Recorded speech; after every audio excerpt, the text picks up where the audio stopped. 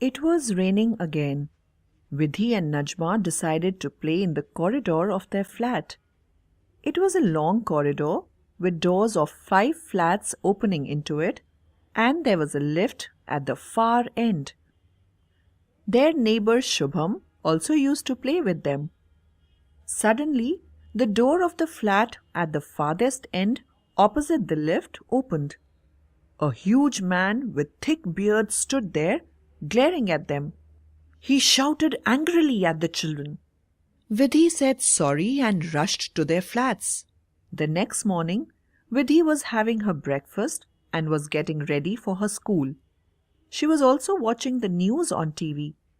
The newsreader announced that a necklace, one of the collections of Begum, was stolen from the National Museum last night.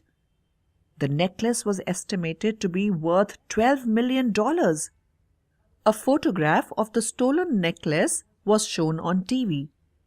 It was also announced that anyone having any information regarding the theft should call the helpline number 200. A reward for 10 lakhs would be given for any information about the thieves.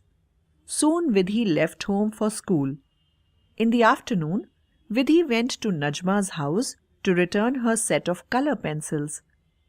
While coming back to her flat, she heard loud voices from the flat where the huge man lived. Vidhi stood there for a few seconds to overhear the voices. She heard discussion about the stolen necklace. As Vidhi heard some footsteps, she ran to her flat. In the evening, Vidhi told the whole incident to Najma and Shubham. While Vidhi and Najma were planning to catch the thief, Shubham made fun of them. As they turned towards the lift, the door of the tenant's flat opened. The bearded man came out.